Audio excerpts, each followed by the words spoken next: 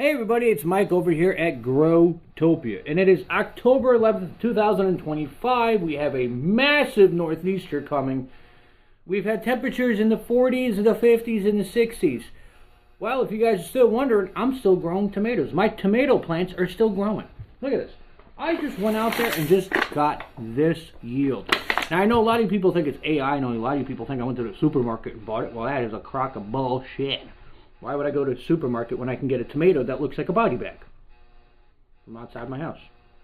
I swear to God, this tomato wrapped up a little tiny person inside of it. It's crazy. Look at my super sweet 100s. Look how juicy they are looking. Look at this. Even my big mamas. I'm still getting big mamas. And now after my brain has farted more than once, my San Manzino tomatoes. Because I forgot I planted those. I planted those for a customer who decided to back out and buy Home Depot plants. And now their Home Depot plants are all dead. Meanwhile, all of these started from one little seed that I started inside my nursery, inside my house.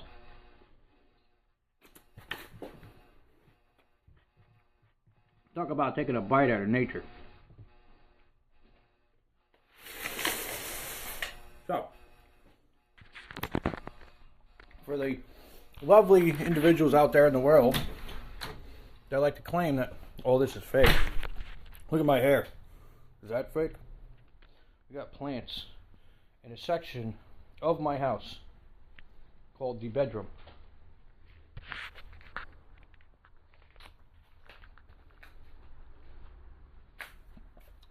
Kales, something green.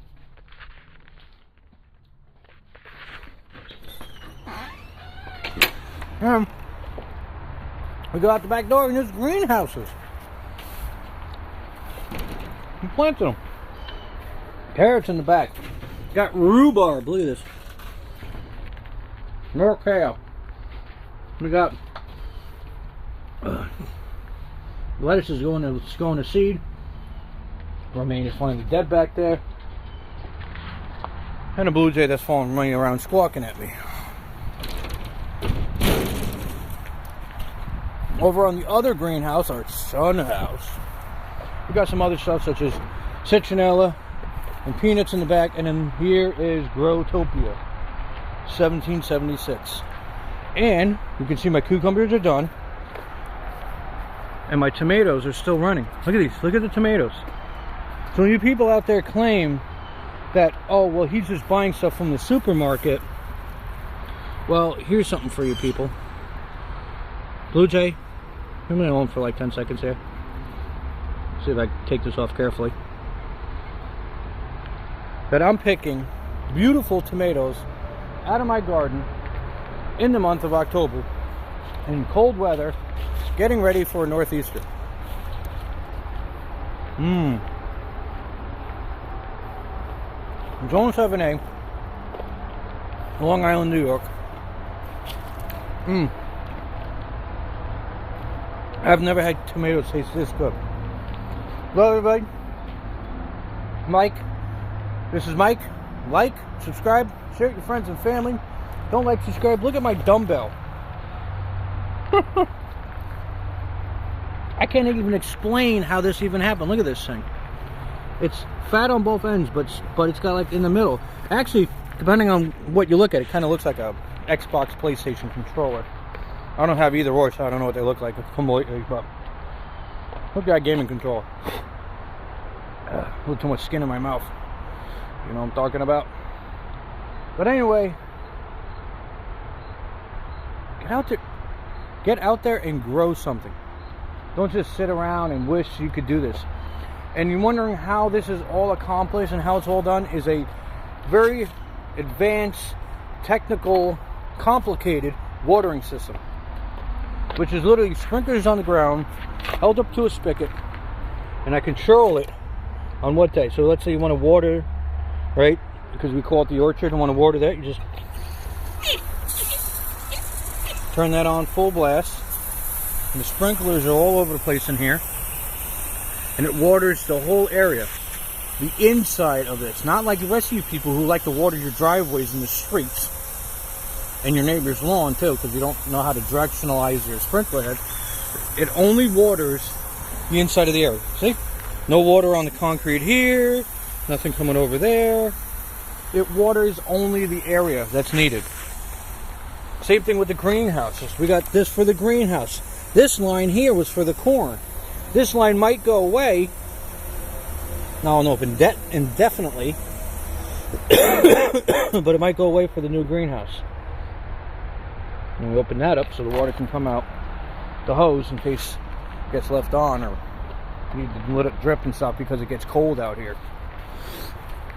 But this is how everything stays, right? So we water this for an hour when it's really, really hot out. When it's like 80 and above, it's an hour and a half. When it's 80-ish for the week, like 80 to like 85. When I say like 80 and above, I'm talking about like 90 degrees. So 89 and above, we'll water it like, an hour and a half. But like from 70 to like 85, 86 degrees, we'll water for an hour every 3 days. Yeah. And then when it's super hot, we water it twice. Once in the morning, once in the afternoon.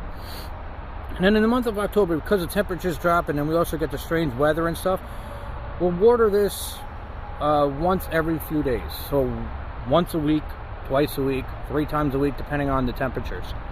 Because the ground's going to stay very moist here because of the wood chips that are on the ground that I have to redo next year. Add some more wood chips. And then also like the weeds and the grass that grow. Surprisingly enough, the weeds and the grass are actually your friend in a garden, because what it does is actually locks in all the moisture. See, a lot of times I always thought, well, we got to rip it all out. Well, you go to farms, and I go to different gardens and stuff where they're selling stuff commercially. They don't go around ripping the weeds out. The weeds are in there. The weeds actually lock in the moisture. So instead of spending all your time, wasting your time pulling the weeds out of your garden, just let them freaking go in there. And if nobody likes it, go fuck themselves, because you're the one getting food and they're not. They're just looking in. Also, how do I have still a bang out harvest of tomatoes while a lot of people aren't? Well, because I'm not a sucker.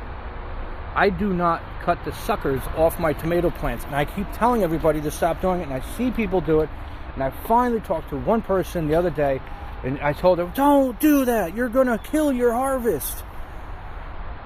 In the beginning of the season, I spoke to this woman. I saw her in person. And I told her, don't cut the suckers off. And you know what she did? She didn't cut the suckers off. About a week ago, I actually ran into her again. And she was telling me she could not believe the amount of tomatoes she got this year from not cutting the suckers off. I said, yes, you got to stop listening to these people who say, I've been doing this for 30 years and I cut the suckers off. Here's the thing, and I'm going to make this very simple and clear. If you want a small harvest because you don't have a lot of people in your house and you have like 5 plants, cut the suckers off, okay? But if you want to have a abundant amount of tomatoes and eat tomatoes every single day as a wonderful, amazing snack, and bring them to work and show it to your coworkers that you can grow stuff while they can't even get their asses wiped the right way, don't cut the suckers off. You'll have a large, abundant supply of suckers constantly, nonstop. So anyway, guys, this is Mike from Growtopia. Like, subscribe, share it with your friends and family. And no, I'm not looking like this for Halloween. This is my hair. The older I get, the whiter my hair gets and the redder my beard gets. So this stays Irish down here and this goes Italian up there. So I'm like split for some weird reason. And somewhere in between I'm Polish too, which is really weird. We're not going to go into the Polish sausage. But anyway, I'll talk to you guys later. Have a great day and be safe from the storm. Northeast, so we're supposed to be getting 50 to 60 mile per hour winds. Supposedly 30 and 40. I got a bunch of blue jays that are freaking out, even though I gave them a bunch of peanuts and shit. But they see me outside. They're like, get them. Get them. It's Mike. Grab them. Anyway, later.